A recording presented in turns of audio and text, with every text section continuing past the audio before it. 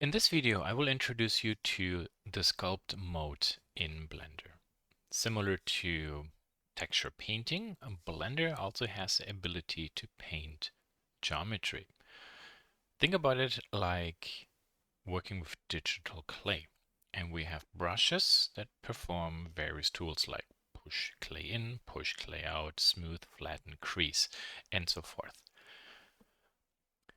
Currently, when we go to the mode selector, you see we only have two modes, object and edit, and that's because we have the metaball system turned on. We can't actually sculpt this geometry because the metaball system by itself generates this wireframe mesh on the fly, no? Okay, so to be able to sculpt, we need to bake this flea actually, or bake those metaballs into actual baked geometry, static geometry. But this will actually remove the metaballs. So before we do this, ideally you want to go ahead and save as, make yourself a copy, and then in the copy we will go to convert to mesh. So now all the metaballs are gone. And if we go into edit mode, there is the polygon mesh. Pretty cool. Before we continue, a few things to point out. So if we're in edit mode, you see the mesh is kind of messy. And nah, this is just because of the meshing result of the metaball system. We can go to our data here and remesh, and there's voxel and quad. And in object mode, not in edit mode, but in object mode, we could go and say voxel remesh. And then now you see if we go into edit mode, everything looks nearly a little bit cleaner. Right click, shade smooth. We then, for example, add a subdivision surface modifier. Can soften everything a little bit, but you noticed when we move around, some surfaces will have a little bit of a noise there.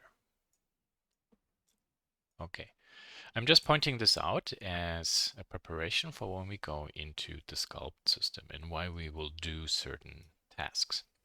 Let's actually hit undo and undo till we are back to our original mesh. There, that's the mesh the metaball system created. Let's go to here one more time. To voxel, this time we use 5 centimeters. And there you see, now this is actually much finer. When we hit smooth, looks pretty good. We don't really need to add actually a subdivision surface modifier, because when we remesh it fine enough, we get actually a pretty decent surface. Let's turn on the matte cap and take a look how this feels. And the highlights are kind of stable. What about the zebra? Let's take a look from the front. And there you can see there's a little bit of noise in these lines. Here, for example, there looks like a wood texture, like a wood grain.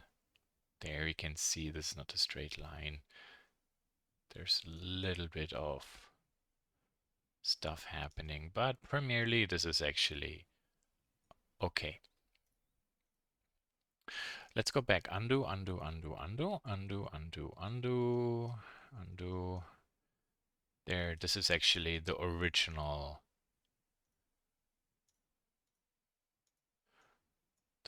geometry. So when we then turn on the matte cap, there you can see how crazy this looks. Now this is really, really bad. Now we 5 centimeters and remesh it. Now shade smooth also. Okay, hold on. I'm just undoing one more time. Right click, shade smooth. Okay, so this is all shade smooth. Shade smooth. Now you see that gets it actually better.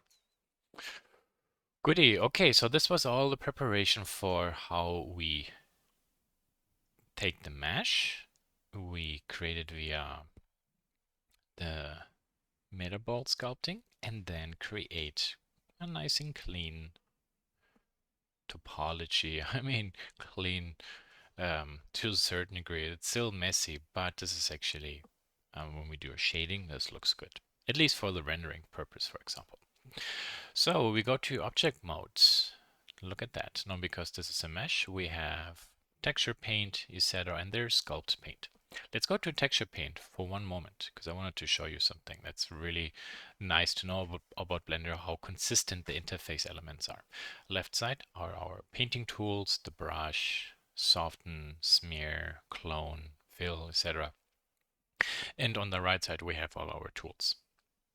Now we know here we can have active tools, the color, radius, and strength. We also have this here, the stroke, type, line, all the stuff, stabilize stroke. Cool. Okay, let's go to sculpt mode. And you see, well, obviously we have way more tools there because now we're in sculpting. That makes sense. But otherwise, you see the interface primarily is, with differences, pretty much the same. So here I have a sculpt brush preview.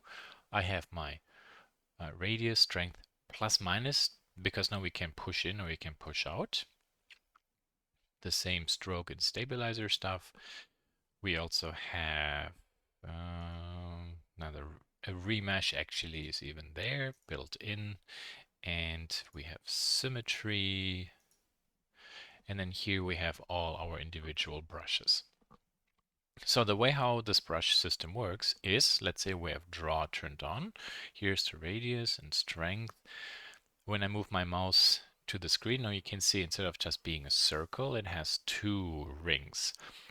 The outside circle, similar like with the paint, that's the brush size. And then the inside thinner ring, that's the strength. And same keys, F adjusts the brush size or radius, Shift F adjusts then the strength. And there you see also we have the fall off curve, for example. So now I can scale this down, and then when I actually make it bigger, and when I move this on the mesh, you see how beautifully it rotates. It's always perpendicular to the surface. Let's turn on actually mirroring. You can even see there's a blue dot on the right side. That actually shows you where I would sculpt in terms of the mirror function.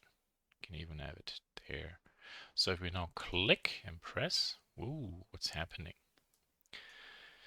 So I said this is actually like sculpting clay, and we have this as a plus. Now let's take a look at the wireframe and what happened. You can see when I click on this, I'm not changing the mesh or adding points. I'm simply deforming it. It's kind of like I'm inflating it right now. So now I turned this water flea kind of like into a turd. And we also have a minus. Click on the minus. Where are the eyes? There are the eyes.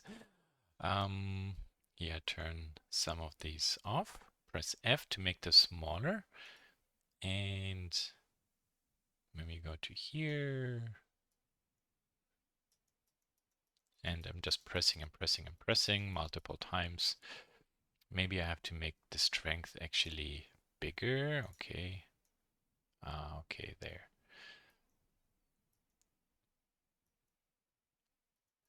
So when I zoom around there, you can see how I actually pushed the geometry in. Again, this did not add more geometry, it simply deformed the existing geometry. This is kind of like what the Sculpt tool or does. We have, like in this case, a very high, it's actually not really high res. This is actually a dense mesh, so we have many points which we can very easily deform.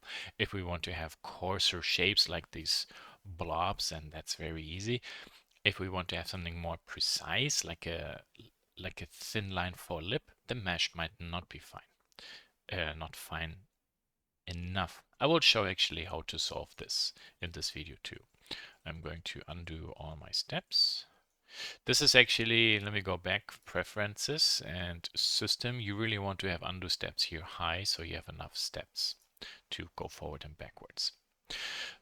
So we looked into draw. Then we have draw sharp. Let's see, what does this actually mean? Maybe make this a little bit bigger. Okay, so this is draw sharp. And then this is, here I'm going to try to make the brushes the same. 0.5. Oops. Okay, now see, it's actually a little bit softer. Also, when you zoom in, you see how the brush does not change. No, this actually has a much bigger influence. When I zoom in, this has a much smaller influence. So be aware of this. For the screen, actually, the brush never changes. And then it basically really means this brush or the geometry in relationship to the brush. How how much influence does this have compared to when I zoom in? Now you see the mesh is really big, so the brush has small influence. Okay. I'm not going to explain everything here. I just want to give you a good understanding. So here we have clay strips. Now we can just put clay onto it. So think about it like we are adding more strips of clay onto it. And then we have clay thumb. So it's kind of like with my thumb, maybe I'm pushing it and layer. Okay, now I see like a thick layer. Undo. Just want to go back to this. Inflate. Well, inflate is basically like, well, we're just, as the name says, it's inflating it. Obviously, when we go to this, then it's the opposite. So deflate, then we have blobs. Crease. So if I want to sharpen something, it's kind of like pushing the geometry together and it's creasing it. Actually, I had this on negative. Let's put this on plus.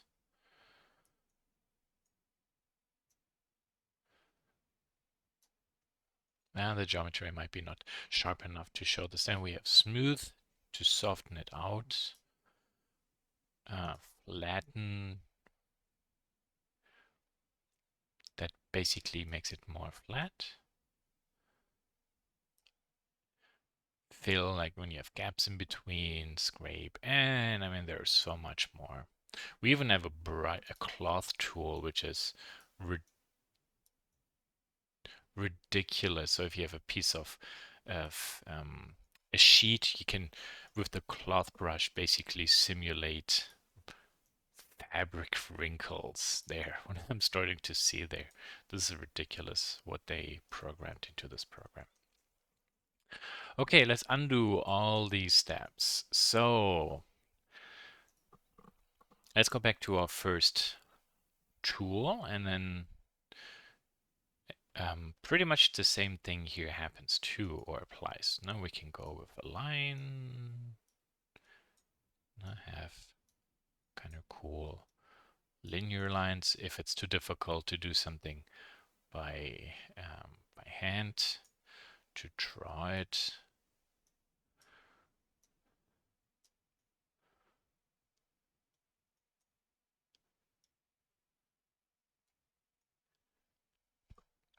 We also have the hold on, so space and then stabilizer.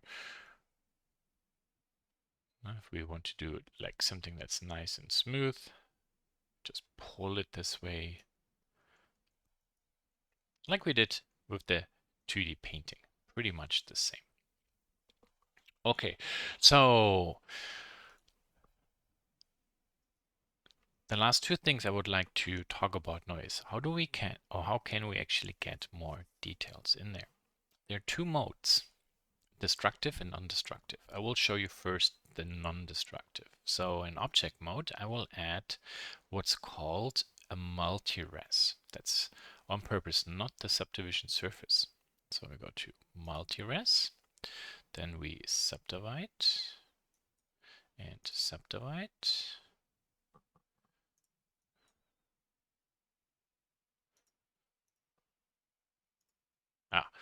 Optimal display off. There you can see now how many resolutions we have, and you see we can actually jump between them forward and backwards. One more time. Don't make it too much because otherwise it's getting too high. Let's see statistics. So we have 2.5 million faces. We'll turn this off. Now we have 20,000 faces. Now, so you see how quickly that happens. Every time when we do a subdivide, we double the amount. So with what is actually interesting with this multi-res is we have various levels of resolution we can actually sculpt in. On a more lower level, we can sculpt more coarsely, and then on a finer level, we can push and pull details which are finer. So let's go to Sculpt Mode. There we are. Go to the front. If I make this small, I go in, and then here I drag something. And there you see actually how fine this line is now.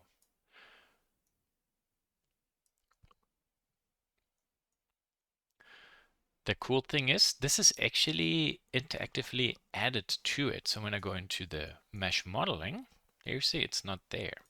So think about it like a three-dimensional displacement that happens on the fly. If I turn this off, then it's gone. How cool is this? So this is non-destructive. The downside is if I want to draw something detailed, like here, to make this look like a car grill, I need to have the whole model subdivided, which can be excessive when I don't really model on the rest. But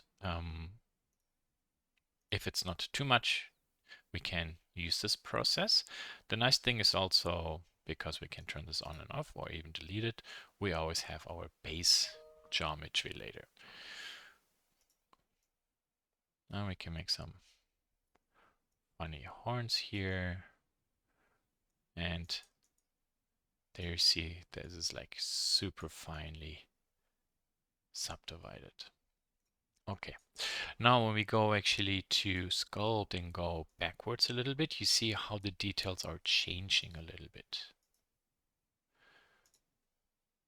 So this is actually the lower version, lower res. And if I go ahead and I'm just pushing this one down there and then go here forward again, you might not really see much there and there.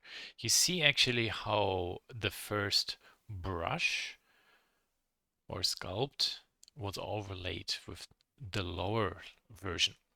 So think about with the sculpt here, we can go back resolutions and sculpt more coarsely, and then we can go to finer and sculpt actually finer details. Here's also sculpt base mesh. When I turn this on, and then actually truly really sculpting the actual geometry.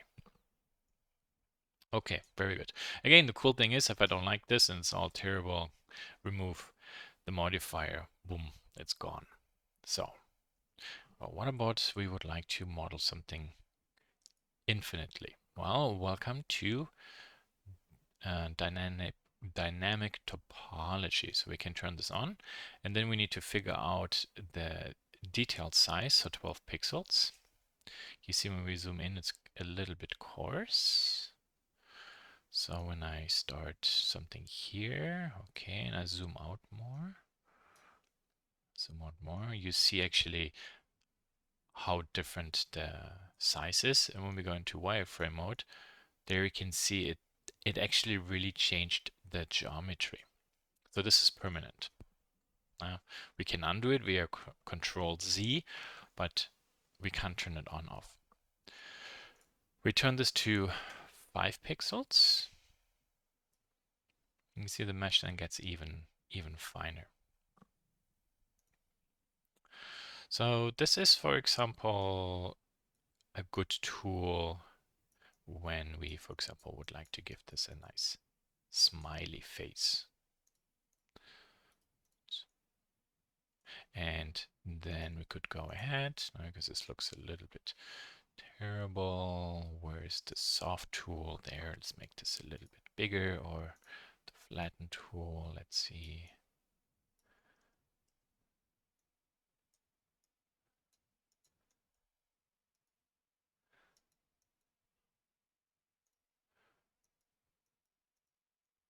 Wow, the soft tool really made this way too aggressive. So I'm just going some undos, maybe lowering this a little bit.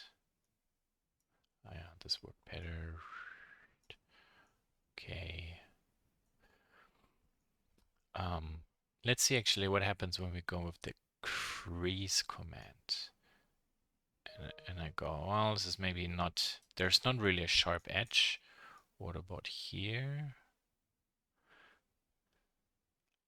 There you see we can actually crease this even more. If you look to the side, you see how it's popping this out a little bit.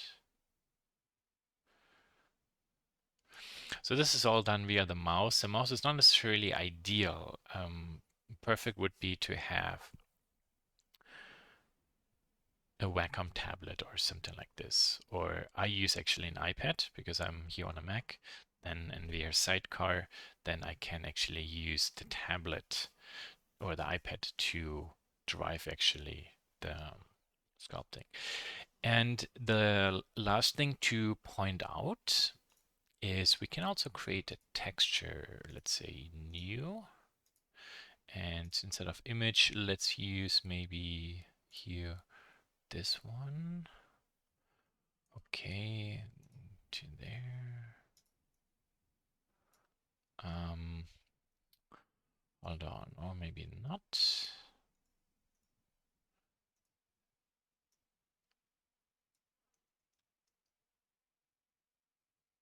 Ah, yeah, okay, cool. So click, click, click, click, click. There you see how we are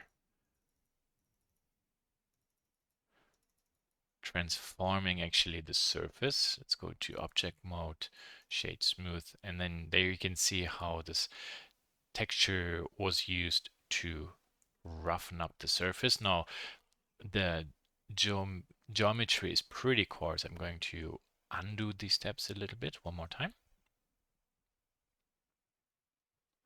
And oh, I had this not turned on. Wow.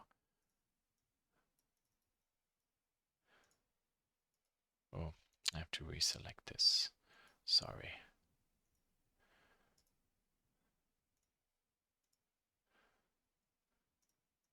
Ah, there it is. Okay, good. Just why didn't I was confused why I didn't see the texture. So you see now how via this brush and the geometry we had there, I am changing the topology of this. And because of the dynamic topology, it changes the geometry on the fly. So then this way you can truly so easily sculpt very complicated things, which would be insane to do by hand. Um, but via the sculpting, it's actually super easy. There you can see all the polygons actually that Sculpt system created for us. Okay, so I want to leave this at this point as the basic introduction. Now, where actually the Sculpt tool can be very useful for is not necessarily for doing toy design, but let's say you have a carpet knife and you would like to paint or simulate grip textures, etc. Or you have a power tool and you would like to sculpt material separation lines, etc. This is then where this tool comes in super great because we can very easily via copy and paste make copies and then paint actually suggestively the separation lines where screws are, where details are, and so forth.